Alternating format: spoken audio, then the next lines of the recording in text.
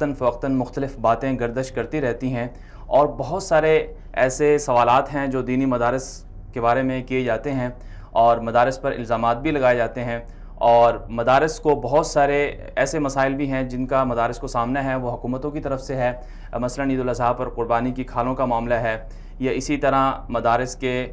جو اخراجات ہیں اس حوالے سے حکومت کی طرف سے کچھ چیزیں لائی جاتی ہیں، اور اسی طرح بینک اکاؤنٹس ہیں اور ان کے آرڈرز وغیرہ ہیں، مختلف چیزیں ہیں جو مدارس کے حوالے سے اعتراضات کیے جاتے ہیں۔ پھر مدارس کے طلباء کے حوالے سے باتیں کی جاتی ہیں کہ مدارس کے طلباء معاشرے میں کہیں صحیح طرح سے اپنا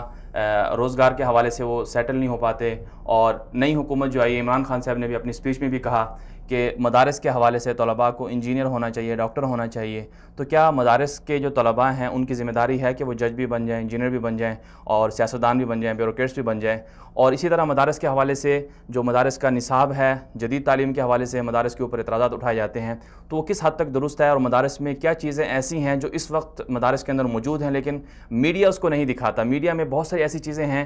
جو مدارس کے اندر ہوتی ہیں لیکن میڈیا ان کو خبر نہیں بناتا، میڈیا ان کو اہمیت نہیں دیتا، صرف ان چیزوں کو ہائی لائٹ میڈیا میں کیا جاتا ہے جن کے حوالے سے بہت کم تعداد میں ہوتی ہیں۔ تو اسی حوالے سے مدارس کے پورے نظام کے حوالے سے، جدید تعلیم کے مدارس کے اندر تعلیم کے حوالے سے، نصاب کے حوالے سے، مدارس پر جو الزامات ہیں اس حوالے سے، اور مدارس کو کن مسائل کا سامنا ہے، اور حکومت دینی مدارس کے ساتھ کس طرح سے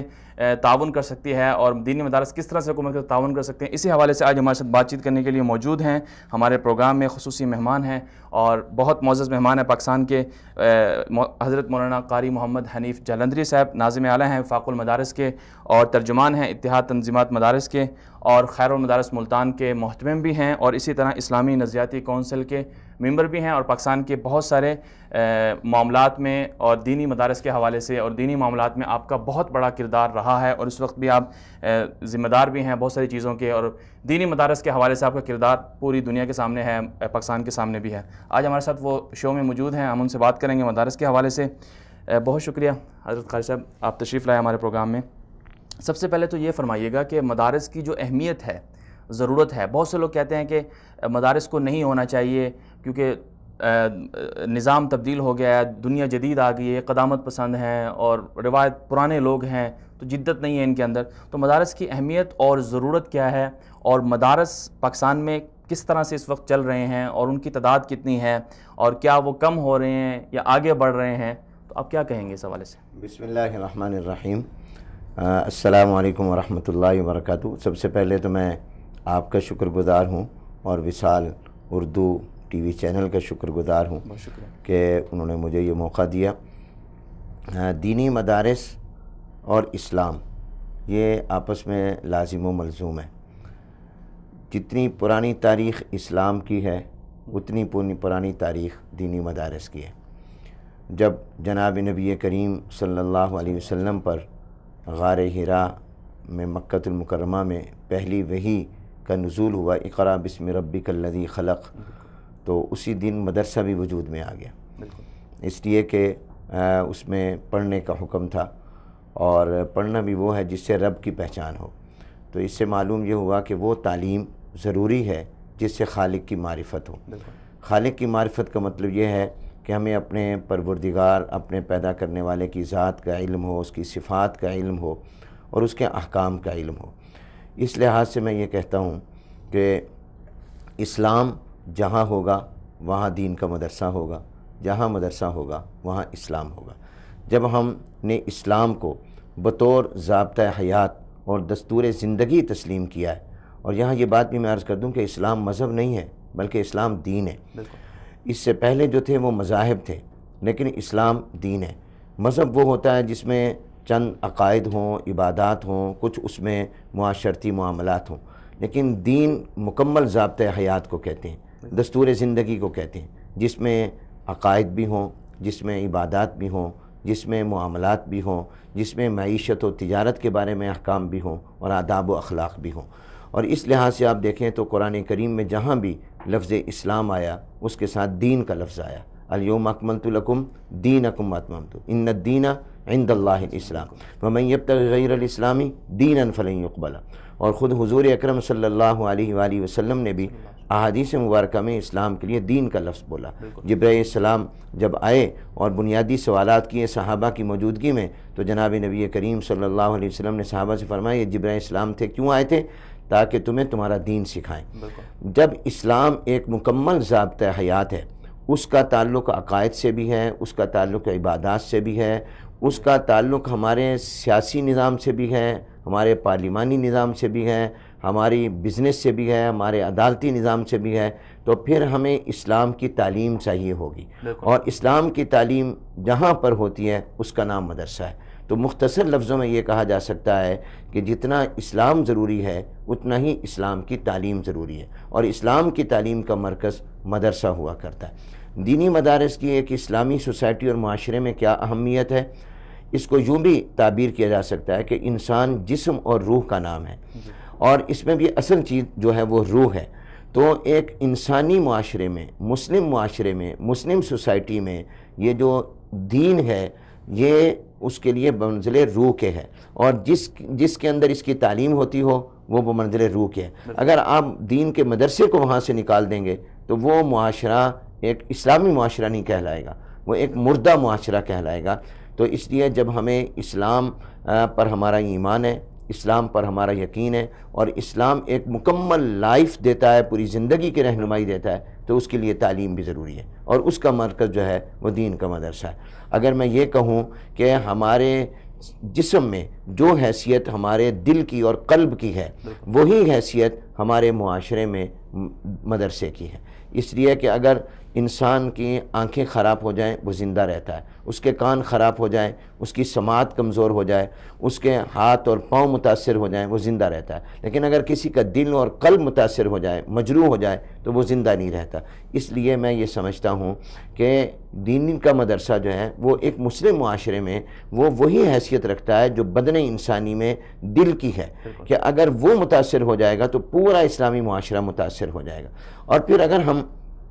پاکستان کے تناظر میں دیکھیں تو پاکستان ایک نظریاتی ریاست ہے، یہ کلمے کے نام پر وجود میں آئی ہے۔ پاکستان کا مطلب کیا؟ لا الہ الا اللہ محمد الرسول اللہ۔ جب پاکستان ایک نظریے کی بنیاد پر وجود میں آیا، اور یہ ایک نظریاتی ریاست ہے، اور اس کے نظریے کا اعلان اس کے قیام سے پہلے کر دیا گیا، اور پھر جب اس کا 73 کا آئین بنا، اور اس سے بھی پہلے جو قرارداد مقاصد ہیں اس میں اس کا ایک رخ متعین کر دیا گیا، اور 73 کے آئین میں پھر اس کو واضح طور پر بتا دیا گیا کہ پاکستان کا سرکاری مذہب اسلام ہوگا، یہاں قانون سازی قرآن و سنت کے مطابق ہوگی، اور پھر یہاں پر کوئی قانون قرآن و سنت کے خلاف نہیں بن سکے گا۔ تو قرآن و سنت کیا کہتے ہیں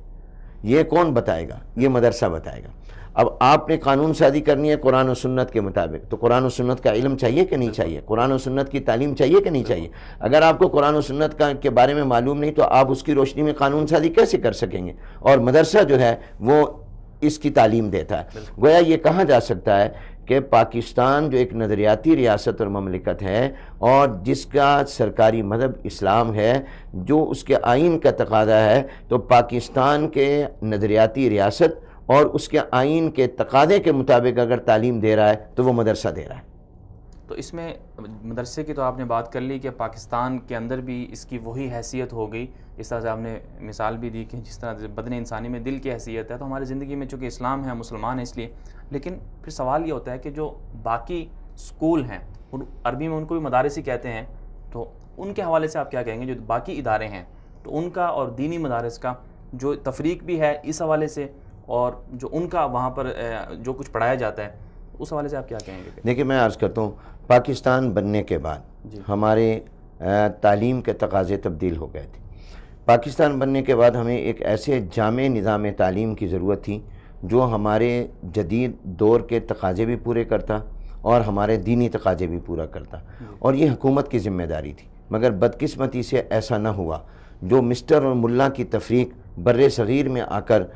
برطانوی سامراج نے کی تھی، اسی تقسیم کو ہم نے برقرار رکھا۔ حالانکہ جب ایک اسلامی ریاست وجود میں آ رہی تھی اور ایک نظریاتی مملکت وجود میں آ رہی تھی، تو اب ہمارا نصاب تعلیم اور نظام تعلیم ان خطوط پر استوار ہونا چاہیے تھا کہ جو ہمارے ایمانی اور دینی تقاضے بھی پورے کرتا اور جدید تقاضے بھی پورا کرتا۔ ایسا نہ کیا گیا، چنانچہ مجبوراً مدارس کو اور علماء کو اپنا سلسلہ جاری رکھنا پڑا، اور انہوں نے چونکہ اس لیے کہ دین بھی ایک مسلم معاشرے کی ضرورت ہے، ایک مسلمان نے دین پر عمل کرنا ہے، اور عمل کرنے کے لیے اس کو دین کا علم چاہیے، تو اس علم کے مراکز کے طور پر یہ مدارس وجود میں آئے اور یہ قائم ہوتے رہے۔ جو تعلیم اس وقت سکول میں دی جا رہی ہے، کالج میں دی جا رہی ہے، یونیورسٹی دی جا رہی ہے، میں سمجھتا ہوں کہ وہ بھی اسلام کے تقاضے کے مطابق ہے، اس لیے کہ اسلام صرف دین کا تصور پیش نہیں کرتا، صرف آخرت کا تصور نہیں پیش کرتا، اسلام دنیا کا تصور بھی پیش کرتا ہے۔ مجھے تو اپنے مطالعے کی حد تک اسلام کے اور قرآن و سنت کی روشنی میں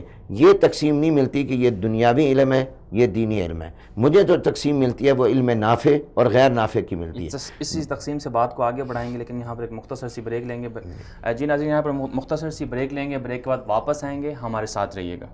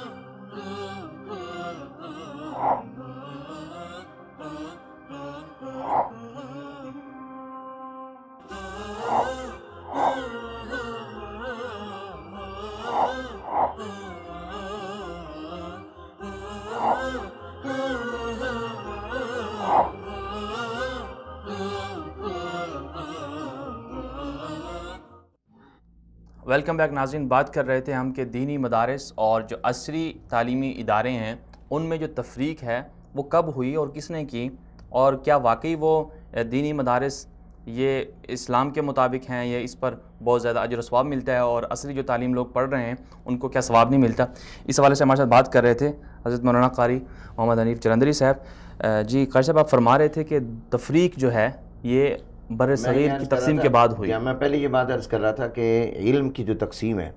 وہ دین اور دنیا کے اعتبار سے اسلام میں نہیں ہے۔ ہر علم اسلام کا تقاضا ہے جو مفید و ضروری ہو۔ ہمیں تو جو تقسیم ملتی ہے وہ نافع اور غیر نافع کی ملتی ہے۔ جناب نبی کریم صلی اللہ علیہ وسلم کی دعا اللہم انی اسألک علما نافعا، بالکل، اور ایک دعا میں فرمایا اللہم انی اعوذ بک من علم لا ینفع۔ تو معلوم ہے کہ علم نافع اور غیر نافع یہ دو تقسیمیں ہیں۔ لہٰذا اسکول، کالج اور یونیورسٹی کی جو تعلیم ہے وہ بھی ہماری ضرورت ہے، اس لیے کہ سائنس ہو، ٹیکنالوجی ہو، جغرافیہ ہو، ریاضی ہو، اور جدید جتنے بھی امور ہیں، معاشیات کا علم، یہ تمام ہماری ضرورتیں ہیں۔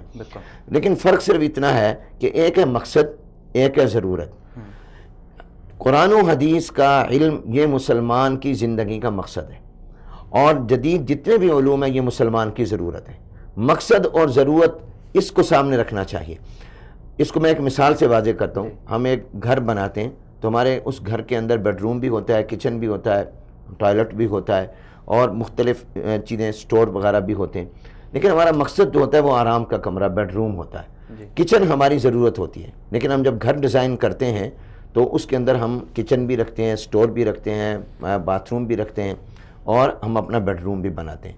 تو جیسے بیڈ روم مقصد ہے، باقی ضرورتیں ہیں، اسی طرح مسلمان کے لیے قرآن و سنت کا علم یہ مقصد ہے، اور باقی تمام ضرورتیں ہیں۔ ہم ضرورتوں سے بھی آنکھیں بند نہیں کر سکتے۔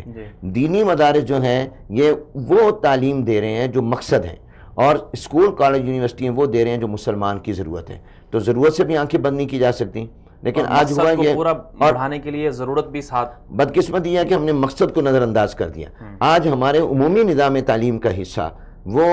مقصد نہیں رہا، ضرورتیں آ گئیں۔ مثال کے طور پر یہ کہا جاتا ہے، اور ابھی حال ہی میں پاکستان کے جو نو منتخب وزیر اعظم ہیں عمران خان صاحب، انہوں نے بھی اپنی پہلی نشری تقریر میں یہ بات کہی کہ ہم چاہیں گے کہ مدارس سے انجینئر، ڈاکٹر اور سائنسدان وہاں سے نکلیں۔ تو میں یہ سمجھتا ہوں کہ ان کو ساتھ یہ بھی کہنا چاہیے تھا کہ ہم یہ بھی چاہیں گے کہ ہمارے اسکول کالج یونیورسٹیوں سے قرآن کریم کے حافظ، قاری اور دین کے عالم نکلیں، اور اچھے مستند مفتی نکلیں، اس لیے کہ ہمارے قوم کی ضرورت جہاں انجینئر ہے، جہاں ڈاکٹر ہے، جہاں سائنسدان ہیں، سیاستدان ہیں، وہاں پر ہماری قوم کی ضرورت دین کے رہنما بھی ہیں، علماء بھی ہیں، حافظ بھی ہیں، اور قاری بھی ہیں، مفتی بھی ہیں۔ یہ بھی ہمارے معاشرے کی ضرورت ہے، یہ بھی قوم کی ضرورت ہے۔ آج تک حکومت نے ان کو اپنا فرض سمجھا ہی نہیں، حالانکہ یہ پاکستان کے آئین کا بھی تقاضا ہے۔ تو اس لیے میں یہ سمجھتا ہوں کہ جو تعلیم دینی مدارس دے رہے ہیں وہ مقصد ہے، جو سکول کالج یونیورسٹی دے رہے ہیں وہ ہماری ضرورت ہے۔ ہونا یہ چاہیے تھا کہ ہم ایک ایسا جامع نظام تعلیم بناتے کہ جو مقصد کو بھی پورا کر رہا ہوتا اور ضرورت کو بھی پورا کر رہا ہوتا۔ اب اس کو ہم کیسے حاصل کریں گے؟ اس کے لیے دونوں سائیڈ کو کچھ قدم اٹھانے ہوں گے، مدارس کو بھی اٹھانے ہوں گے اور گورنمنٹ کے تعلیمی اداروں کو بھی اٹھانے ہوں گے۔ گورنمنٹ کو اپنے تعلیمی نظام میں قرآن و سنت کے علوم لانے ہوں گے، اور مدارس کو سائنسی علوم اپنے مدارس کے نصاب میں لانے ہوں گے۔ گورنمنٹ کی طرف سے اعتراض یہ کیا جاتا ہے کہ ابھی جیسے ہم نے خبر بھی سنی کہ جو نئی حکومت آئی اس نے یہ لازم کر دے قرآن کی تعلیم لازمی ہوگی، اور اسی طرح پنجاب اسمبلی سے گزشتہ دور حکومت میں یہ ہم چیزیں سنتے رہتے ہیں، لیکن وہ لوگ یہ اعتراض کرتے ہیں کہ اہل مدارس یا اہل دین جو ہیں وہ اس طرف نہیں آتے، تو آپ کی طرف وہ گیند پھینکتے ہیں کہ آپ لوگ نہیں آتے اور آپ کو آگے آ کے یہ چیزیں کرنی چاہیے۔ تو ایسا نہیں ہے کہ اہل مدارس خود کالجز یونیورسٹی کی طرف نہیں جاتے، تقسیم کر لیے کہ جی یہ تو اور لوگ ہیں اور ہم اور لوگ ہیں، تو مدارس والوں کو پہل کرنی چاہیے کیونکہ قیادت کا حق بھی ان کے پاس ہے۔ زمینی حقائق اس سے مختلف ہیں، جو پراپیگنڈا ہے، جو کہا جاتا ہے، زمینی حقائق اس سے مطابقت نہیں رکھتے۔ زمینی حقیقت یہ ہے کہ وفاق المدارس العربیہ پاکستان، جس کا میں سیکریٹری جنرل ہوں، جس کے نیٹ ورک میں اس وقت الحمدللہ 20,000 مدارس ہیں اور 2.5 ملین اسٹوڈنٹ ہیں، میل فیمیل، 25 لاکھ طلبہ اور طالبات ہمارے نیٹ ورک کے تحت تعلیم حاصل کر رہے ہیں۔ اس طرح پاکستان میں دیگر مکاتب فکر کی تنظیمیں بھی ہیں، وفاق ہے، اور مجموعی طور پر پاکستان میں 30,000 سے 35,000 مدارس ہیں، اور ان میں 3 ملین سے زائد طلبہ اور طالبات ہیں جو زیر تعلیم ہیں۔ وفاق المدارس نے اپنے نصاب میں 1989 میں کلاس 1 سے لے کر 8 تک کے، مڈل تک کے تمام مضامین کو شامل کیا۔ ہم نے اپنے مدارس کے نصاب میں انگلش کو شامل کیا، ریاضی کو شامل کیا، سائنس کو شامل کیا، مطالعہ پاکستان کو شامل کیا، اردو کو شامل کیا۔ کئی مدارس میں کمپیوٹر کی کلاسز ہوئی، ٹیکنیکل ایجوکیشن ہمارے کئی مدارس میں دی گئی، اور اس کے بعد سن 2001 میں 2002 میں ہم نے 9th اور 10th کے مضامین کو بھی اپنے نصاب کا حصہ بنایا۔ اور الحمدللہ ابھی حال ہی میں جو مختلف بورڈز کے رزلٹ آئے ہیں، آپ ملتان بورڈ کا رزلٹ لے لیں، سرگودا بورڈ کا لے لیں، اسلام آباد فیڈرل بورڈ کا لے لیں، آپ فیصل آباد کا لے لیں، آپ کراچی کا لے لیں، تو الحمدللہ ہمارے مدارس کے طلباء نے وہاں پر پوزیشنیں لی ہیں، میٹرک میں پوزیشنیں لی ہیں۔ خود خیر المدارس ملتان کی پہلی اور تیسری پوزیشن ملتان بورڈ میں میٹرک کے اندر ہمارے طلباء نے لی ہیں۔ اسی طرح انٹرمیڈیٹ میں ہمارے مدارس کے اندر الحمدللہ میٹرک کی تعلیم، بہت بڑی تعداد میں ایسے مدارس ہیں جن میں ہم میٹرک تک کی تعلیم، مثلا ہم خیر المدارس ہے، ہم نے میل کے لیے اور فیمیل کے لیے، طلباء کے لیے بھی اور طالبات کے لیے بھی میٹرک تک کی تعلیم لازمی قرار دی ہوئی ہے۔ میٹرک کے بعد ہم ان کو پھر درس نظامی میں اولیٰ میں شامل کرتے ہیں۔ تو ہم نے تو یہ عملی قدم اٹھایا، اپنے نصاب میں ان چیزوں کو شامل کیا اور اس کی تعلیم دے رہے ہیں، اور اس کا ثبوت نتائج ہیں، اس کا ثبوت یہ رزلٹ ہیں، اور اسی طرح پر الحمدللہ انٹرمیڈیٹ کے اندر بھی لے رہے ہیں، آگے آہستہ آہستہ جا کے گریجویشن میں بھی انشاءاللہ، کیونکہ ہمارے طلباء کے لیے گریجویشن میں 2 مضمون صرف ضروری ہیں، وہ 2 مضمون بھی ہم شامل کر لیں گے، اور ہمیں اس پر کوئی اشکال نہیں ہے، اور ہم نے ایک قدم اٹھایا، لیکن حکومت کی طرف سے ابھی تک اعلانات ہیں۔ یہ جو آپ فرما رہے ہیں کہ قرآن کریم کی تعلیم ہوگی اور 6ٹھی تک قرآن کریم پڑھایا جائے گا ناظرہ، اور 6ٹھی سے 12ویں تک قرآن کریم کا ترجمہ پڑھایا جائے گا۔ اب یہ بھی ابھی تک صرف کاغذوں میں ہے، یعنی عملی طور پر ابھی تک نہیں شروع ہوا۔ اب اس کے لیے ظاہر ہے ان کو اساتذہ چاہیے ہوں گے، اس کے لیے ان کو باقاعدہ اسامیاں اور ویکنسیاں لانی ہوں گی، بجٹ لانا ہوگا، اس کے حوالے سے ابھی تک کوئی کام نہیں ہوا۔ تو میں عرض کرنے کا مطلب یہ ہے کہ ہماری طرف سے تو زیادہ قدم اٹھے ہیں، دوسری طرف سے کم قدم اٹھے ہیں، اور ہم نے تو حکومت کو یہ پیشکش کی ہے، اور یہ ہمیشہ ہماری پیشکش برقرار ہے کہ حکومت کلاس 1 سے لے کر کلاس 10 تک کا ایک نصاب تعلیم پہلے مرحلے میں بنائے، اور اس نصاب تعلیم کے بنانے میں علماء بھی شامل ہوں، مدارس کے لوگ بھی شامل ہوں، اور عصری تعلیم کے اداروں کے لوگ بھی شامل ہوں، اور ہم مل کر ایک جامع نصاب تعلیم بنائیں جو ہمارے دینی تقاضے بھی پورے کرے اور ہمارے عصری تقاضے بھی پورے کرے، اور وہ نصاب تعلیم مدارس میں بھی پڑھایا جائے اور وہی پرائیویٹ اسکولز میں اور گورنمنٹ کے اسکول میں پڑھایا جائے۔ ہم پہلے مرحلے میں میٹرک تک کا ایک نصاب بنائیں، پھر اس کے بعد انٹرمیڈیٹ تک کا بنائیں، انٹرمیڈیٹ کے بعد پھر اسپیشلائزیشن ہے، خود گورنمنٹ کے اداروں میں بھی اس کے بعد اسپیشلائزیشن، کوئی چلا جاتا ہے میڈیکل کالج میں جس نے ڈاکٹر بننا ہوتا ہے، کوئی سائنس کی تعلیم حاصل کرنا چاہتا ہے وہ سائنس کالج میں چلا جاتا ہے، اور کسی نے لا کرنا ہوتا ہے تو وہ لا کالج میں چلا جاتا ہے۔ تو جس نے دینی علوم میں مہارت حاصل کرنی ہوگی وہ بنیادی تعلیم انٹرمیڈیٹ تک، پہلے میٹرک تک ہوتی تھی، اب انٹرمیڈیٹ تک آ گئی ہے، تو بنیادی تعلیم بیسک ایجوکیشن ایک ہونی چاہیے، ہم اس کے لیے تیار ہیں، ہمیں کوئی انکار نہیں ہے۔ یعنی مدارس میں سائنس پڑھائی جائے گی اگر ایک بن جائے تو؟ حکومت کے کوٹ میں ہے، حکومت جب چاہے، آج چاہے، کل چاہے، ہم ان کے ساتھ بیٹھ کر ایسا سلیبس ڈیزائن کرنے کو تیار ہیں جو کلاس 1 سے لے کر 12ویں تک کا، انٹرمیڈیٹ تک کا ہو، اور اس کے اندر ہمارے دینی تقاضے بھی پورے ہوں اور ہمارے عصری تقاضے بھی پورے ہوں، اس میں یہ جدید مضامین بھی ہوں اور قرآن و حدیث کا بنیادی علم بھی ہو، اور پھر انٹرمیڈیٹ کے بعد اسپیشل۔ یہ بات بھی ذہن میں رہنی چاہیے کہ یہ جو کہا جاتا ہے کہ مدارس سے ڈاکٹر کیوں نہیں نکلتے، انجینئر کیوں نہیں نکلتے، سائنسدان کیوں نہیں نکلتے، تو مدارس ایک اسپیشلائزیشن کے ادارے ہیں، اسپیشل ایجوکیشن کے ادارے ہیں، ان کا مقصد جو ہے وہ دینی تعلیم دینا ہے۔ یہ سوال اسی طرح غلط ہے جیسے میں یہ کہوں کہ میڈیکل کالج سے لائر کیوں نہیں نکلتا۔ اب میڈیکل کالج یا میڈیکل یونیورسٹی ڈاکٹر بنائے گی، وہ قانون دان نہیں بنائے گی۔ لا کالج جو ہوگا وہ قانون کی تعلیم دے گا، میڈیکل کی تعلیم نہیں دے گا۔ سائنس کالج سے یہ مطالبہ کیوں نہیں ہوتا کہ آپ ڈاکٹر کیوں نہیں دے رہے، آپ لائر کیوں نہیں دے رہے؟ تو مدرسے سے یہ تقاضا کیوں ہو رہا ہے؟ یہ کیسے؟ یہ ممکن ہی نہیں ہے کہ ایک شخص عالم بھی ہو، مفتی بھی ہو، قرآن کا حافظ اور قاری بھی ہو، وہ ڈاکٹر بھی ہو، انجینئر بھی ہو۔ یہ تب ہو سکتا ہے کہ جب ہم اپنے انجینئر اور ڈاکٹر کو دین پڑھانا شروع کر دیں، تو وہ دین کے عالم بھی ہوں گے، ڈاکٹر بھی ہوں گے، وہ انجینئر بھی ہوں گے۔ حضرت ان کی طرف سے یہ کہا جاتا ہے کہ آپ چونکہ اہل دین ہیں، ورثۃ الانبیاء ہیں آپ، تو آپ کی ذمہ داری ہے کہ آپ معاشرے کی ہر ضرورت کو آپ لیڈ کریں، آپ قیادت کریں۔ تو اگر کہیں ملک کے اندر، سماج کے اندر اگر ہسپتال ہیں، عدالتوں کا معاملہ ہے، ہماری جو انتظامیہ کا معاملہ ہے، پولیس اور فوج کا معاملہ ہے، جرنیل صحابہ کرام بھی بڑے بڑے جرنیل تھے، بڑے بڑے کمانڈر تھے، تو آپ کی ذمہ داری ہے کہ آپ قیادت کریں، جبکہ آپ نے صرف ایک خاص اپنے آپ کو ایک دائرے میں محدود کر دیا کہ آپ صرف ان چند مدارس کو ہی تعلیم دیں گے، جبکہ جو باقی ادارے ہیں ان کو آپ چھوڑ دیں گے۔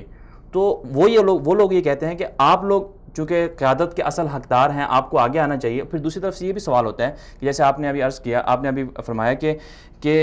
ان کی طرف سے نہیں ہوتا، تو پھر سوال یہ ہے کہ آپ کی طرف سے جس طرح اپنے معاملات میں بہت ساری چیزیں ہوتی ہیں، آپ احتجاج بھی کر لیتے ہیں کہ ہمارے اوپر فلاں فلاں چیزوں میں، تو آپ لوگ پھر یہ کیوں نہیں کہتے کہ چونکہ پاکستان بنانے کا مقصد لا الہ الا اللہ تھا اور سب کچھ دینی اور اسلامی نظریے کی بنیاد پر بنا تھا، تو آپ اس کے لیے احتجاج کرتے، حکومتوں کو مجبور کرتے، اگر آپ نہیں کریں گے ایک ایجوکیشن ملک میں نہیں کہ ہم آپ کے خلاف دھرنا دیں گے۔ تو یہ چیزیں بھی تو ہیں، پھر اس کے حوالے سے آپ کیا کہیں گے؟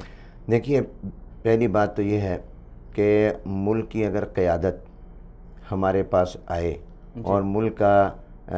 ریاست کا اختیار ہمارے پاس ہو،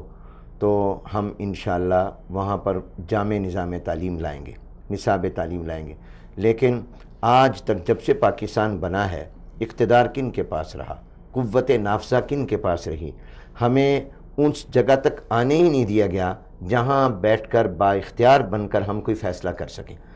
عوام ہمیں منتخب کریں، عوام ہمیں ووٹ دیں، اور ہمارا مینڈیٹ جو ہے وہ چوری نہ ہو اور ہمیں اقتدار میں آنے دیا جائے، اور ہم اقتدار میں آنے کے بعد پھر ملک کے نظام کو اس طرح مرتب کر سکتے ہیں۔ اب ہم اپنے دائرہ کار میں، اپنے دائرہ اختیار میں جتنی تبدیلی ہوتی ہے، کر سکتے ہیں وہ ہم کر رہے ہیں۔ چنانچہ میں نے آپ کو بتایا کہ وفاق المدارس نے اپنے دائرۂ اختیار میں یہ تبدیلیاں کیں کہ اس نے اپنے نصاب تعلیم کو چینج کیا، اس نے اپنے نصاب تعلیم کو موجودہ تقاضوں سے ہم آہنگ کیا۔ ہمارے نصاب تعلیم میں انگلش، ریاضی، معاشرتی علوم، مطالعہ پاکستان، اردو، کمپیوٹر سائنسز کے کورسز اور اس طرح ٹیکنیکل ایجوکیشن، یہ تمام ہمارے مدارس کے نصاب میں شامل ہیں۔ وفاق ان کا امتحان لے رہا ہے، اور اسی طرح پر ہم نے الحمدللہ اپنے اساتذہ کی ٹریننگ کا نظام کیا، ہم نے اپنے طلباء کو مختلف میدانوں کے لیے تیار کیا، اور ہمارے مدارس نے ہر میدان کے لیے علماء دیے۔ یعنی جب بھی قوم کو، ملک کو ضرورت پڑی تو ہمارے ہر میدان میں جا کر علماء نے الحمدللہ رہنمائی کا کام کیا۔ تو ہم اپنے دائرۂ اختیار میں، اپنے دائرۂ کار میں جو تبدیلی کر سکتے ہیں وہ کر رہے ہیں۔ جہاں تک حکومتوں پر دباؤ ڈالنے کی بات ہے، احتجاج کرنے کی بات ہے، ہم نے ہمیشہ حکومت سے مذاکرات میں، بات چیت میں، ڈائیلاگ میں ان کو اس طرح متوجہ کیا ہے کہ آپ اپنے ملک کے نظام تعلیم کی اصلاح کریں، آپ اپنی ایجوکیشن کی ریفارم کریں، آپ مدرسہ ریفارم کی صرف بات نہ کریں، ایجوکیشن ریفارم کی بات کریں، اور آپ اپنے نظام تعلیم کو درست کریں۔ آپ کا نظام تعلیم، آپ بتائیے کیا یہ بدقسمتی نہیں ہے کہ پاکستان کے اعلیٰ منصب پر فائز شخصیت ہو اور وہ سورہ اخلاص نہ پڑھ سکے؟ پاکستان کا وزیر تعلیم ہو اور اس کو یہ معلوم نہ ہو کہ قرآن کریم کے کتنے پارے ہیں، اور وہ قرآن کریم کے بار بار پاروں کو کہے کہ وہ 40 پارے ہیں، اس کو یہ معلوم نہ ہو کہ قرآن کے کتنے پارے ہیں۔ ابھی دیکھیے، میں پورا احترام کرتا ہوں جو بھی ملک کا وزیر اعظم ہے، لیکن آپ دیکھیے کہ جب حلف ہو رہا تھا تو عمران خان صاحب خاتم النبیین صلی اللہ علیہ وسلم کے الفاظ کا لفظ کا صحیح تلفظ نہیں کر سکے۔ تو یہ ٹھیک ہے، انسان گھبرا بھی جاتا ہے، لیکن بہرحال پھر 2-3 دفعہ کہا گیا۔ تو یہ اصل میں اسلامی اصطلاحات سے مانوس نہیں ہے۔ لوگ کیوں مانوس نہیں ہے؟ کہ تعلیم وہ حاصل کی ہے جہاں یہ اصطلاحات ہے ہی نہیں۔ تو کیا اس بات کی ضرورت نہیں ہے کہ ہمارا ملک جو نظریاتی ملک ہے، اور اب جیسے یہ کہا گیا کہ ہم اس کو ریاست مدینہ کی طرز پر ہم پاکستانی ریاست کو بنائیں گے، تو ریاست مدینہ کا نظام تعلیم کیا تھا؟ ریاست مدینہ کا نصاب تعلیم کیا تھا؟ وہ جو نظام تعلیم، جو نصاب تعلیم تھا، اس میں حضور اکرم صلی اللہ علیہ وسلم نے جہاں صحابہ اکرام رضوان اللہ تعالی اجمعین کو فرمایا فلاں فلاں زبان سیکھو، غیر مسلموں کی زبان سیکھنے کا کہا، غیر مسلموں سے تعلیم لینے کا کہا، اور جس طرح آپ نے ابھی اپنی گفتگو میں سوال میں فرمایا کہ یہاں سے کمانڈر بھی تیار ہوتے تھے، ہر شعبہ زندگی کے قیادت یہاں سے جاتی تھی، تو ہم چاہتے ہیں کہ اس طرح کا جامع ایک نظام بنے، اور ہم اس میں بھرپور تعاون کریں گے، انشاءاللہ مکمل تعاون کریں گے۔ لیکن آپ کا پھر وہ سوال یہیں پر آ جاتا ہے کہ آپ نے کہا کہ ہمیں موقع نہیں دیا جاتا، ہمیں وہ منتخب کریں، ہمیں نظام ہمارے حوالے کریں تو ہم چینج لا سکتے ہیں۔ تو سوال یہ کرتے ہیں، عوام بھی یہ سوال اٹھاتی ہے کہ آپ کو دوسرے کیوں منتخب کریں گے؟ آپ نے کتنی کوشش کی کہ آپ ملک کے اندر انتخابات میں حصہ لیں؟ تو مدارس اور جو اہل مدارس ہیں، جو طلباء ہیں، ان کو ایک طرح سے ان کی طرف سے کہا جاتا ہے کہ آپ لوگ خود پیچھے ہٹ گئے۔ آپ کہتے ہیں کہ ہمارا کام تو صرف کیا ہے جی، مسجد کے لیے امام تیار کرنا اور یا پھر نکاح جنازے وغیرہ یہ پڑھانا۔ میں سمجھتا ہوں کہ ایسا نہیں، تقسیم کار کا اصول ہے۔ مثلا میں وفاق المدارس سے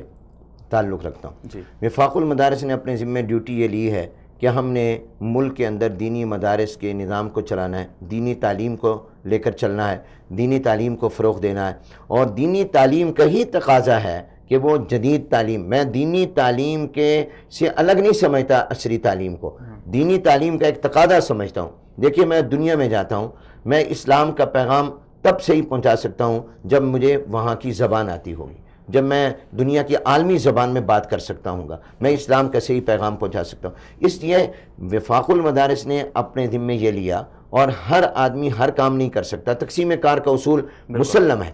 ہم نے اپنے ذمہ ڈیوٹی یہ لی کہ ہم ایک تعلیمی نظام کو آگے لے کر جائیں گے، ہم دینی تعلیم کو فروغ دیں گے، اور دینی تعلیم کے جو جو تقاضے ہیں ہم ان تقاضوں کو بھی پیش نظر رکھیں گے۔ چنانچہ ہم اپنی یہ ذمہ داری ادا کر رہے ہیں۔ آج پوری دنیا سے مسلمانوں کے بچے دینی تعلیم کے لیے پاکستان آنا چاہتے ہیں۔ آج پاکستان کے لوگوں کو دینی تعلیم کے حصول کے لیے باہر نہیں جانا پڑتا، اور ان کو اس بات کا تقاضا نہیں ہوتا کہ ہم دینی تعلیم کے لیے باہر جائیں، جبکہ عصری تعلیم کی جن اداروں نے ذمہ داری لی تھی وہ اپنی ذمہ داری کو کس حد تک پورا کر رہے ہیں۔ آپ دیکھ لیں کہ وہ ہائر ایجوکیشن کے لیے باہر جاتے ہیں، باہر کے ملکوں میں ان کو جانا پڑتا ہے۔ تو میں یہ عرض کر رہا تھا کہ ہم نے تقسیم کار کے اصول کے تحت اپنے ذمہ لیا دینی تعلیم کا فروغ، اور الحمدللہ ہم اپنی اس ذمہ داری کو ادا کریں۔ لیکن جو دینی سیاسی جماعتیں ہیں انہوں نے یہ ذمہ لیا کہ ہم ملک کے اندر انتخابات میں حصہ لیں گے، ہم اس جمہوری نظام کا حصہ بنیں گے، اور انتخابات کے ذریعے ہم ملک کے اندر اس انقلاب لائیں گے، تبدیلی لائیں گے،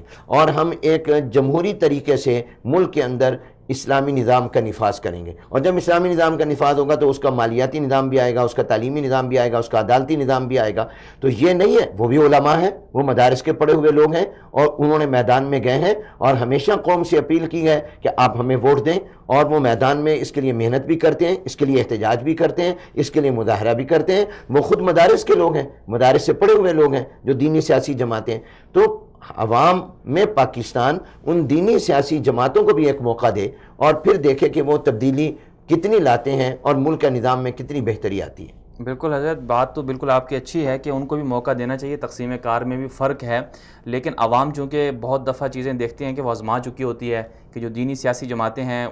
بہت سارے لوگ ہیں چونکہ ایک ذہن بنتا ہے کہ جیسے ہماری جمعیت علماء اسلام ہے وہ ایک دفعہ کسی اور کے ساتھ الحاق کر لیتی ہے، پھر اسی طرح جماعت اسلامی ہے وہ کسی اور کے ساتھ مل جاتی ہے، اس لیے عوام بھی مطمئن نہیں ہوتی۔ تو کیا ایسا نہیں ہے کہ مدارس خود سے اگر وہ نہیں کر رہے، حکومت نہیں کر رہے، تو جس طرح مدارس نے دینی تعلیم کی دینی ضرورت کو پورا کیا ہے قوم کی، تو اہل مدارس ایسا کیوں نہیں کرتے کہ جو سسٹم کو چلانے والی ایک ڈھانچہ ہوتا ہے اس کی تشکیل کے لیے افراد تیار کریں؟ مثلا پاکستان میں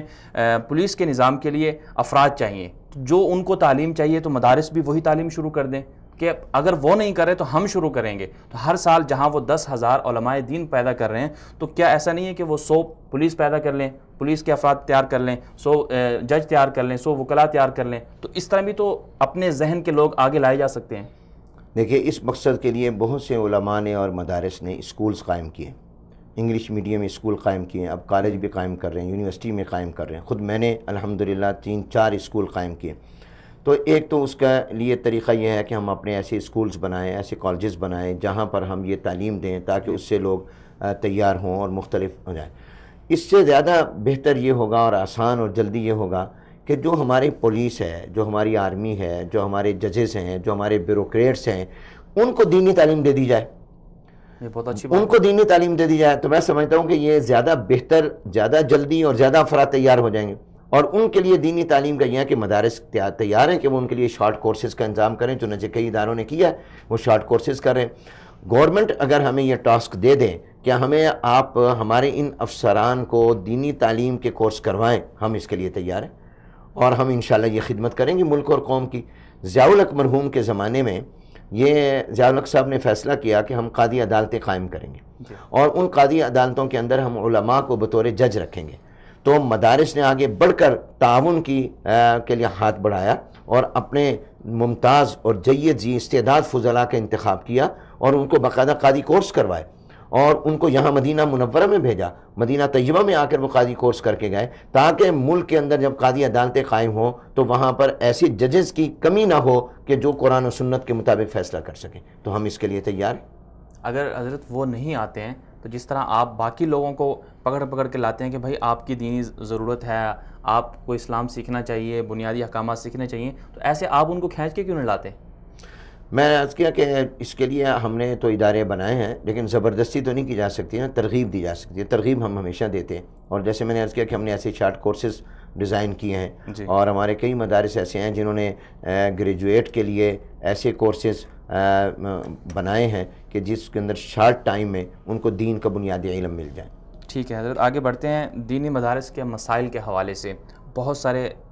بہت ساری چیزیں ہیں، آپ پر بہت سارے اعتراضات بھی ہو جاتے ہیں دینی مدارس پہ، آپ بھی کہتے ہیں کہ ہم بہت ساری کوششیں کر رہے ہیں، بالکل یقیناً کر رہے ہیں، پوری قوم بھی دیکھ رہی ہے، لیکن بہت سارے مسائل ہیں جو حکومتوں کی طرف سے آپ فیس کر رہے ہیں۔ تو ان مسائل کے حوالے سے آپ کیا کہیں گے کہ حکومتیں آخر ایسا کیوں کرتی ہیں؟ مثلا قربانی کی کھالیں نہیں جمع کرنے دی گئی، اور اسی طرح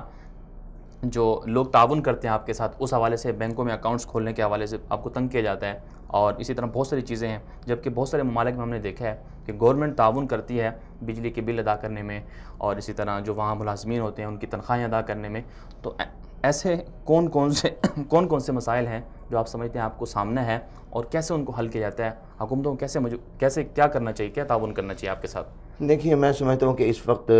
پوری دنیا میں امت مسلمہ کو مسائل کا سامنا ہے، اور عالم اسلام اس وقت میں مسائلستان بن چکا ہے۔ آپ دنیا کے حالات پر نظر ڈالیں تو ہر مسلمان ملک وہ ڈسٹرب ہے، اور آپ کو مسلمان ممالک ہی نظر آئیں گے جو اس وقت میں مضطرب ہیں، بے چین ہیں، بے قرار ہیں، اور جہاں پر مسائل ہیں۔ بدقسمتی سے ایک منصوبے کے تحت جس طرح پر عالمی سطح پر اسلام کو دہشت گردی سے اور مسلمانوں کو دہشت گردی سے جوڑ دیا گیا، اور یہ پراپیگنڈا کیا گیا کہ اسلام ایک دہشت گردی کا مذہب ہے اور مسلمان انتہا پسند اور دہشت گرد ہیں، تو وہاں پر مسلمان ملکوں میں دینی مدارس کو انتہا پسندی سے اور دہشت گردی سے جوڑ دیا گیا،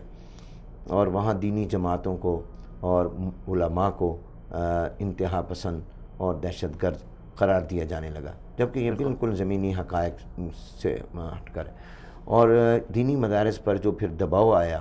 یہ دباؤ بھی میں سمجھتا ہوں اسی ایک عالمی ایجنڈے کا حصہ ہے، یہ بین الاقوامی ایجنڈے کا حصہ ہے۔ دینی مدارس اس تمام منفی پراپیگنڈے کے باوجود ترقی پذیر ہیں، ان پر عوام کا اعتماد بالکل متزلزل نہیں ہوا۔ جو میں آپ سے عرض کر رہا ہوں کہ اس وقت ہمارے مدارس میں کوئی 25 لاکھ طلباء اور طالبات زیر تعلیم ہیں۔ یہ 25 لاکھ کوئی جن تو نہیں ہے نا، یہ انسان ہیں، اور یہ پاکستانی قوم کے بچے ہیں،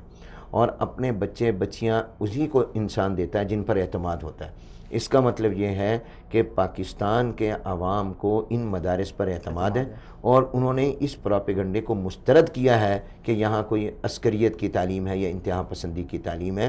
ورنہ قوم اپنے بچے ان کو نہیں دیتے، اور کوئی زبردستی تو نہیں لاتا، وہ خود اپنے شوق سے لا کر وہ ان کے اندر اپنے بچوں کو داخل کراتے ہیں۔ پھر ان کا جو کروڑوں اربوں روپے کا جو بجٹ ہے، اس لیے کہ یہ دنیا کی سب سے بڑی این جی او ہیں، یہ اپنے طلباء کو اور طالبات کو مفت تعلیم دیتے ہیں، رہائش دیتے ہیں، یہ ان کو کتابیں دیتے ہیں، علاج کی سہولتیں دیتے ہیں، ان کو کھانا دیتے ہیں، مستحق طلباء کو منتھلی وظیفہ دیتے ہیں۔ یہ معمولی بات نہیں ہے، اور حکومت تو ایک دن بھی ان کا خرچہ برداشت نہیں کر سکتی، اور یہ تو حکومت کو شکر گزار ہونا چاہیے تھا ان علماء کا، ان مدارس کا، کہ انہوں نے 30 لاکھ سے زائد طلباء اور طالبات کا نہ صرف یہ کہ ان کا معاشی بوجھ اٹھایا ہوا ہے، بلکہ وہ ان کو تعلیم بھی دے رہے ہیں، اور وہ لٹریسی ریٹ کو بڑھا رہے ہیں، وہ شرح خواندگی میں اضافہ کر رہے ہیں، وہ تعلیم کو فروغ دے رہے ہیں۔ ان کو تو خراج تحسین پیش کرنا چاہیے تھا، لیکن الٹا ان مدارس کے اوپر الزامات لگائے گئے اور لگائے جاتے ہیں۔ لیکن الحمدللہ عوام کے اعتماد میں کوئی کمی نہیں آئی، عوام نے اپنا مالی تعاون بھی رکھا، اور عوام نے اپنے بچے بھی ان کو دیے، اور ان کا تعاون دن بدن بڑھ رہا ہے۔ جب یہ دیکھا گیا کہ ان مدارس کے اندر تو کوئی کمی نہیں آ رہی اور لوگوں کا اعتماد بڑھ رہا ہے، اس لیے کہ لوگوں نے دیکھا ہمارے تو 24 گھنٹے دروازے کھلے ہیں، ہمارے ہر مدرسے میں مسجد موجود ہے، جہاں سوسائٹی کے اور محلے کے لوگ 5 وقت نماز کے لیے آتے ہیں، وہ دیکھتے ہیں کہ مدرسے میں کیا ہو رہا ہے۔ اگر وہاں کوئی عسکریت کی تعلیم ہوتی، کوئی انتہا پسندی کی ہوتی، کوئی دہشت گردی کی ہوتی، یہ چھپے نہ رہتے، وہ ان لوگوں کا تعاون ختم ہو جاتا، لیکن لوگ ان کے ساتھ تعاون کرتے ہیں، یہ ان کے اعتماد کی دلیل ہے۔ ان مدارس کو جب یہ دیکھا گیا کہ ان میں کوئی کمی نہیں آ رہی، تو کہا کہ ان کے ہاتھ اور پاؤں کاٹو، ان کے وسائل کاٹو، لہذا ان کے بینک اکاؤنٹ نہیں کھولے جا رہے۔ ان مدارس کے جو تعاون کرنے والے ان کو خوفزدہ اور ہراساں کیا جاتا ہے۔ ابھی حال ہی میں عید الاضحیٰ کے موقع پر قربانی کی کھالیں جمع کرنے پر پابندی لگا دی گئی، اس کے لیے NOC شرط کر دی گئی۔ حالانکہ آپ دیکھیے قربانی شعائر اسلام میں سے ہے، قربانی شریعت کا حکم ہے، میں قربانی کر رہا ہوں شریعت کا حکم سمجھ کر، آپ قربانی کر رہے ہیں شریعت کا حکم سمجھ کر، یہ دین کا معاملہ ہے، اور اس کی جو کھال ہے جانور کی وہ بھی اس قربانی کا حصہ ہے، اس کو میں استعمال نہیں کر سکتا، وہ میں نے صدقہ کرنی ہے، میں نے ہدیہ کرنی ہے، تو وہ چیز جو میرے دین ہے اس کے بارے میں یہ پابندی لگائی جا رہی ہے کہ تم یہ کھال میری اجازت کے بغیر نہیں دے سکتے۔ تو اس کا مطلب یہ ہے کہ کل کو کہا جائے گا تم نماز میری اجازت کے بغیر نہیں پڑھ سکتے، تم زکوٰۃ میری اجازت کے بغیر نہیں دے سکتے۔ یہ دینی معاملات میں مداخلت ہے، اور یہ مقصد اصل میں کیا ہے؟ مقصد ہے کہ مدارس کا تعاون ختم ہو جائے۔ جب مدارس کا تعاون ختم ہوگا، کم ہوگا، یہ مدارس خود بخود ختم ہو جائیں گے۔ لیکن میں سمجھتا ہوں یہ خام خیالی ہے۔ مدرسے والوں نے تو الحمدللہ فقر و فاقہ کی زندگیاں گزاری ہیں، اور وہ ان کا اس کا مجاہدہ ہے، وہ تو درختوں کے نیچے بیٹھ کر بھی پڑھاتے رہے ہیں، ان کی ایک تاریخ ہے۔ لہذا یہ دشمن کی خام خیالی ہے کہ اس طرح سے دینی تعلیم کا یہ سلسلہ رک جائے گا یا بند ہو جائے گا۔ میں یہ سمجھتا ہوں کہ یہ دینی مدارس کے ساتھ دین دشمنی ہے، یہ مدارس کے اندر مداخلت ہی نہیں بلکہ دین کے اندر مداخلت ہے، اور اس طرح کی ہتھ گنڈوں سے کبھی انشاءاللہ مدارس کمزور نہیں ہوں گے، ان کا نظام کمزور نہیں ہوگا، عوام کا تعاون اور زیادہ اس میں بڑھ جائے گا۔ لیکن ایسا کیوں نہیں ہوتا کہ جیسے آپ کہہ رہے ہیں کہ عوام آپ کے ساتھ تعاون کرتی ہے، تو براہ راست آپ گورنمنٹ سے تعاون لیں؟ ہم نے تو یہ بھی سنا ہے کہ گورنمنٹ کی طرف سے کہا گیا، جیسے کہ عمران خان نے کہا کہ مدرسوں کی بات کی، اصلاحات کی بات کی ہے، اگر آپ ان سے مذاکرات کریں، وہ آپ کو جو اخراجات ہیں آپ کے وہ اٹھائیں، آپ کے ساتھ تعاون کریں، تو یہ تو اچھی بات ہو جائے گی کہ آپ کو جو مختلف چیزوں سے آپ کو روکا جاتا ہے وہ ساری کی ساری چیزیں ختم ہو جائیں گی، تو آپ کیوں نہیں ان کے ساتھ تعاون؟ ہمارا ایک المیہ قول و فعل کا تضاد ہے، دعوے بہت ہوتے ہیں لیکن عملاً کچھ نہیں ہوتا۔ مثال کے طور پر یہی بات پرویز مشرف نے کہی کہ ہم مدارس کا تعاون کرنا چاہتے ہیں، تو میں نے ایک میٹنگ میں ان سے کہا کہ ہم آپ کے تعاون کی پیشکش کا خیر مقدم کرتے ہیں، اس پر شکریہ ادا کرتے ہیں، آپ مدارس کا یہ تعاون کر دیں کہ ان کو یوٹیلٹی بل سے مستثنیٰ کر دیں، کیونکہ یہ فلاحی اور رفاہی ادارے ہیں، یہ پبلک کے مفاد کے لیے کام کرتے ہیں، یہ نان کمرشل ادارے ہیں، آپ ان کو بجلی اور گیس اور پانی کے بلوں سے استثناء دے دیں کہ یہ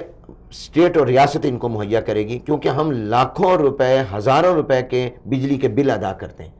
بعض مدارس ایسے ہیں جن کے 6 7 8 10 لاکھ روپیہ ایک مہینے کا بجلی کا بل آتا ہے، آپ اس سے مستثنیٰ کر دیں، تمام مدارس کا تعاون ہو جائے گا۔ ان کا یہ تو ممکن نہیں،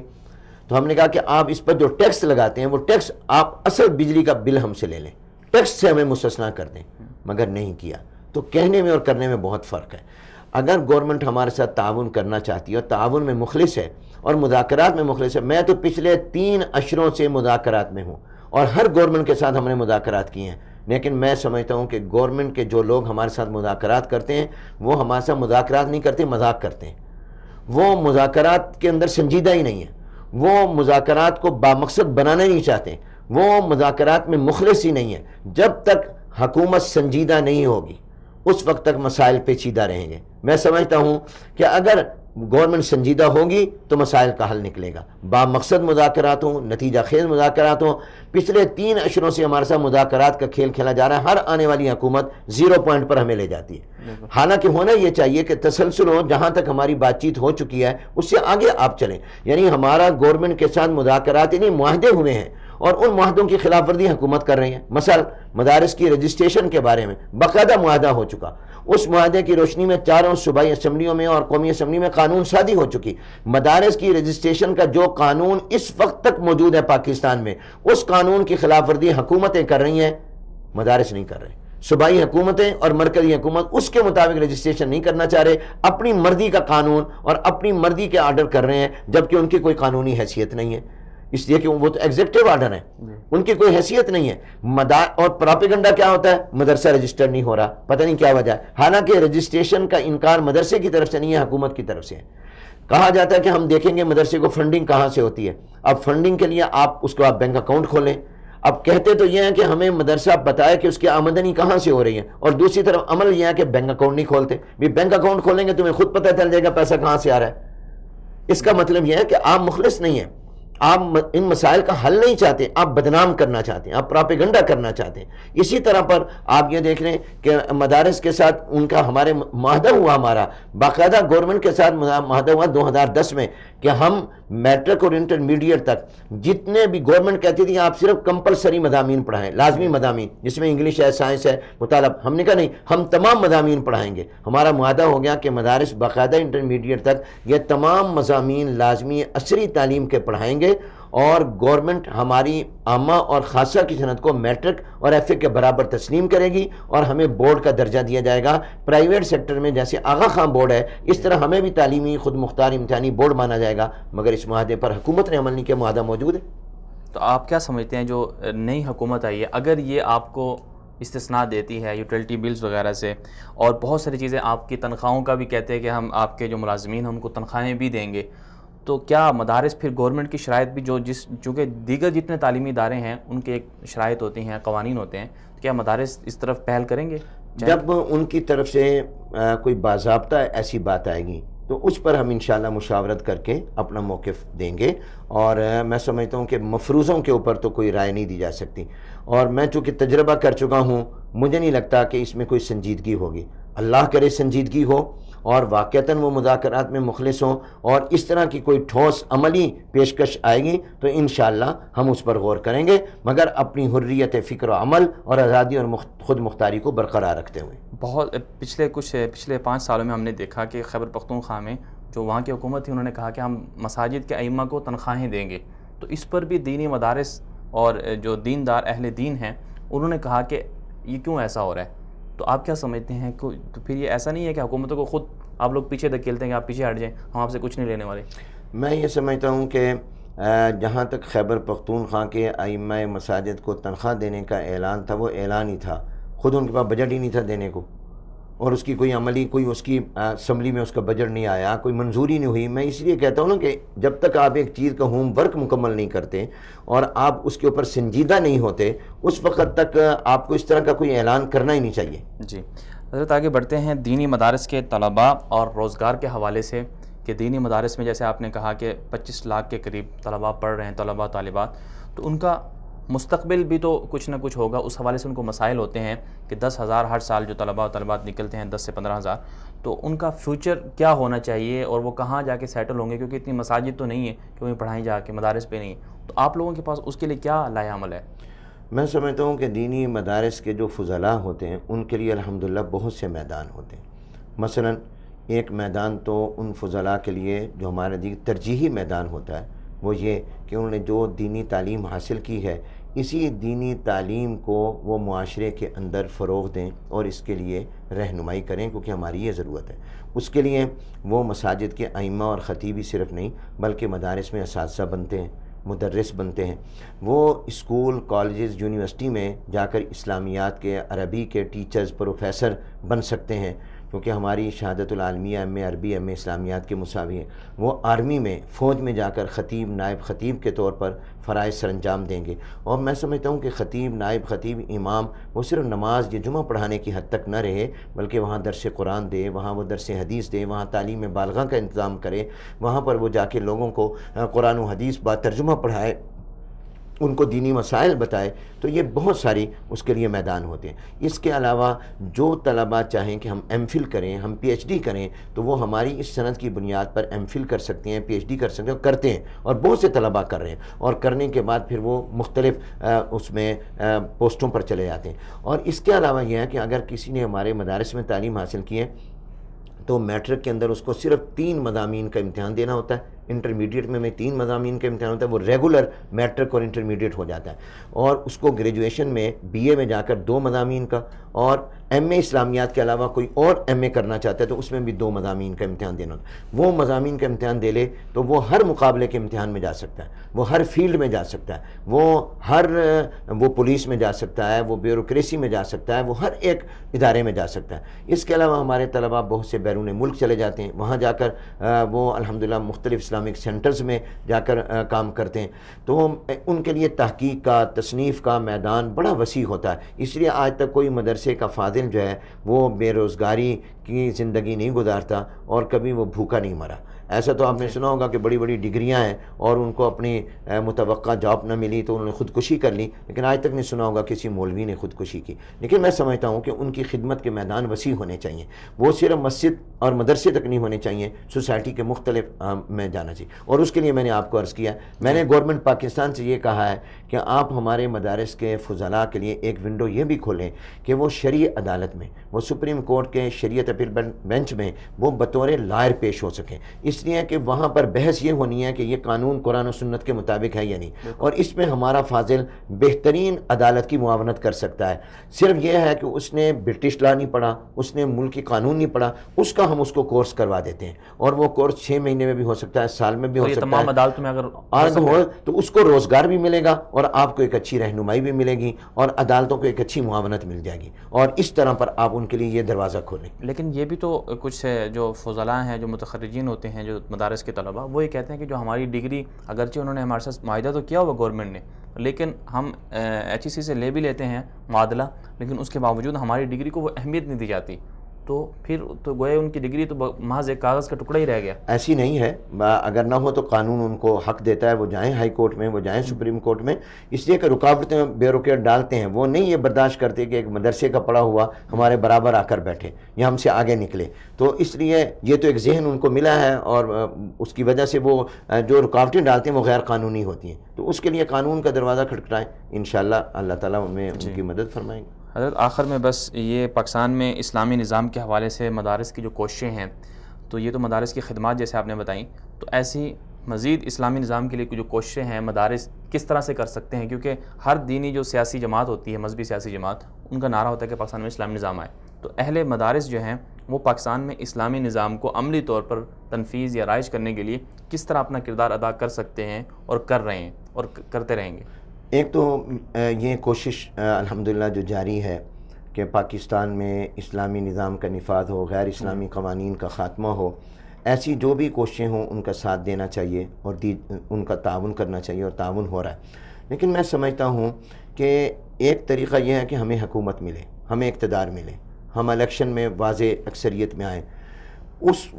کی کوشش آپ جاری رکھیں، لیکن اس سے پہلے بھی ہم بہت سا کام کر سکتے ہیں. وہ یہ کہ الحمدللہ ہمارے پاس وفاقی شرعی عدالت ہے، ہمارے پاس سپریم کورٹ کا شریعت بینچ ہے. ہم بہت سارے قوانین ایسے ہیں جو غیر اسلامی ہیں، ان کو اگر ہم چیلنج کر دیں اور اس کے لیے پورا ایک ہم تیاری کر کے کریں اور اچھے ایک لائر کی ہم کمیٹی بنا دیں اور وہ چیلنج کریں، تو ہم بہت سارے غیر اسلامی قوانین کو ختم کروا سکتے ہیں اور اس کی جگہ اسلامی قوانین لا سکتے ہیں. اس طرف دینی جماعتوں نے توجہ نہیں دی، اور میں سمجھتا ہوں کہ اس طرف توجہ دی جانی چاہیے، اور اس کے لیے باقاعدہ ہمیں اپنے ایک سیل بنانے چاہیے، اور ہمیں یہ چاہیے کہ ہم ان قوانین کا جائزہ لیں اور جا کے ہم شرعی عدالت میں پیش ہو جائیں، یا اس کے بعد سپریم کورٹ کی شریعت بینچ میں ضرورت ہو تو جائیں، اور ہم بہت سارے اسلامی قوانین لا سکتے ہیں عدالت کے ذریعے. تو اس میں جو جد و جہد ہے وہ تو ہم دیکھتے ہیں کہ وہ نہیں ہوتی، کیونکہ سود کے خلاف جو فیصلہ آ بھی گیا تھا، بہت تاریخی فیصلہ تھا، لیکن پھر اسے معطل کروا دیا گیا. تو پھر دینی سیاسی جماعتیں تو بیٹھ گئیں. تو آپ اہل مدارس کی بھی تو ذمہ داری بنتی ہے کہ تنفیذ کے معاملے میں حکومتوں کو پریشر کریں. دیکھیں، میں نے آپ کو شروع میں عرض کیا کہ دینی مدارس کا ایک میدان ہے، اور وہ تقسیم کار کا اصول میں نے عرض کیا. وہ کیا ہے؟ وہ اپنی تعلیم کا فروغ ہے. اب میں اپنے اس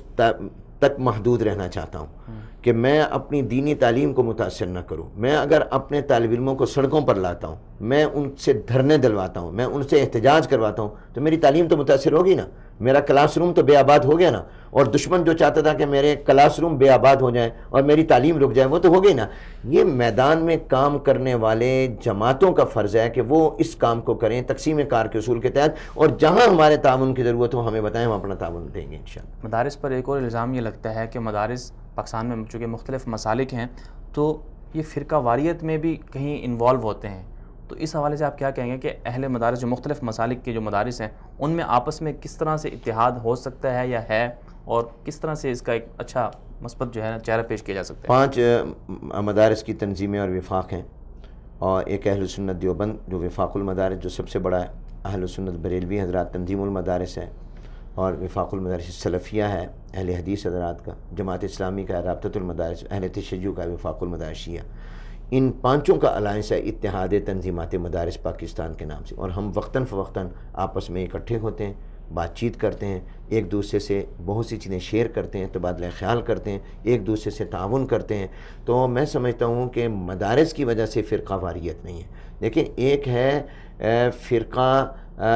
وارانہ منافرت. فرقہ وارانہ منافرت کبھی بھی مدرسے کی وجہ سے نہیں. آپ نے خود مدرسوں میں پڑھا ہے، آپ بتائیے مدرسے میں تو زیادہ تر یہ پڑھایا جاتا ہے کہ امام شافعی یہ فرماتے ہیں، امام مالک یہ فرماتے ہیں، امام احمد بن حنبل یہ فرماتے ہیں، امام ابو حنیفہ یہ فرماتے ہیں رحمہم اللہ. ان کے دلائل یہ ہیں، ہمارے دلائل یہ ہیں، وجوہ ترجیح یہ ہیں. وہاں پر یہ جو ہمارے دیوبندی بریلوی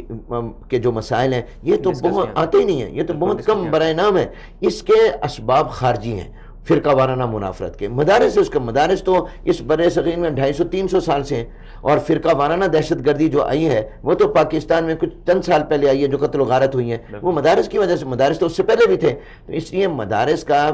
کوئی اس سے تعلق نہیں. اختلاف پڑھانا یہ تو کوئی بری بات نہیں ہے، اور اختلاف کا ہونا بھی کوئی بری بات نہیں. اختلاف مخالفت نہیں ہونا چاہیے. قرآن کریم میں بھی اللہ نے کیا فرمایا؟ وَاعْتَصِمُوا بِحَبْلِ اللَّهِ جَمِيعًا وَلَا تَفَرَّقُوا وَلَا تَخْتَلِفُوا نہیں فرمایا. اس لیے کہ اختلاف تو ہونا ہے، اور اختلاف تو ایک ذہن و فکر کے کھلنے کی دلیل ہے، علم کی دلیل ہے، لہذا میں سمجھتا ہوں کہ اختلاف بری چیز نہیں ہے، مخالفت بری چیز ہے۔ اور مدارس کا نصاب تعلیم اور نظام تعلیم فرقہ وارانہ منافرت کا قطعاً نہ کبھی سبب بنا ہے نہ کبھی ہوگا، نہ اس کے نصاب میں کہیں ہم نے گورنمنٹ کو کہا ہے آپ نشاندہی کریں یہ ہمارا نصاب تعلیم ہے، یہ ہمارا کریکلم ہے، اس کے اندر آپ بتائیں کہ یہ فلاں کتاب یا اس کی فلاں سطر وہ فرقہ وارانہ منافرت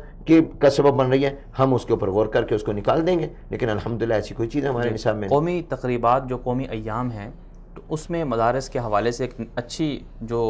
روایت دیکھنے میں آ رہی ہے کہ اب 14 اگست پہ باقاعدہ تقریبات ہو رہی ہیں، تو باقی جو ایام ہیں قومی اس حوالے سے بھی کیا اہل مدارس جائیں گے اس طرف کہ باقی قومی ایام میں بھی تقاریب ہوں، پاکستان کے حوالے سے اپنے عوام کو کہا جائے کہ پاکستان کس لیے بنا، اور جو دیگر پوری قوم پوری تقاریب میں شریک ہوتی ہے تو اہل مدارس بھی شریک ہوں گے؟ الحمدللہ جو پاکستان کا میں سمجھتا ہوں سب سے اہم قومی دن 14 اگست ہے، جو کہ ہمارا یوم پاکستان ہے، یوم آزادی ہے، اس کے اعتبار سے دینی مدارس میں تقریبات ہوتی ہیں، ہمارے اکابر نے قیام پاکستان میں حصہ لیا ہے، اور پھر پاکستان کو کیا چیلنجز درپیش ہیں اور پاکستان اس وقت کن مسائل میں گھرا ہوا ہے اور اس سے کیسے نکلے، اور ہماری یہ طلباء کی جو قیادت جو آئندہ دینی قیادت بنے گی یہ کیسے اس میں اپنا کردار ادا کرے، ہم اس مقصد کے لیے الحمدللہ اپنے طلباء کو آگاہی دیتے اور دیتے رہیں گے۔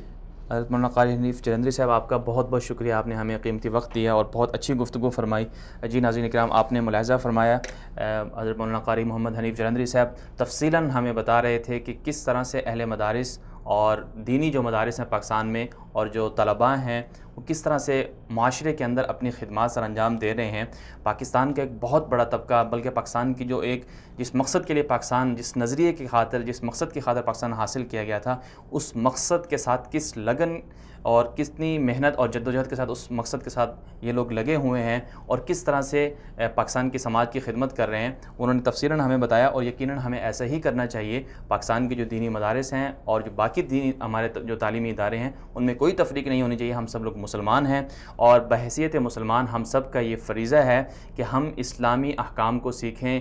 دین کو اور شریعت کے جو مسائل ہیں اس حوالے سے ہمیں معلومات لینی چاہیے، اور جو لوگ دین کو قابو کیے ہوئے ہیں، دین کو آگے پھیلا رہے ہیں، دینی ضرورت کو پورا کر رہے ہیں، ہمیں ان کا تعاون کرنا چاہیے اور ان کے ساتھ کھڑے ہونا چاہیے، ان کی جو ضروریات ہیں ہمیں ان کو دیکھنا چاہیے، پورا کرنا چاہیے۔ اور جو مدارس کے خلاف الزامات لگائے جاتے ہیں، ان کو جو مسائل حکومتوں کی طرف سے درپیش ہیں، حکومتوں کو بھی یہ چاہیے کہ وہ اپنا محض دعوے نہ کریں بلکہ آگے بڑھ کر، اگر اہل مدارس ایک قدم آگے بڑھتے ہیں تو حکومت کو یہ 2 قدم آگے بڑھیں، کیونکہ وہ ان کی ذمہ داری بنتی ہے یہ۔ تو آج کے لیے اتنا ہی، اجازت دیجیے، اللہ حافظ۔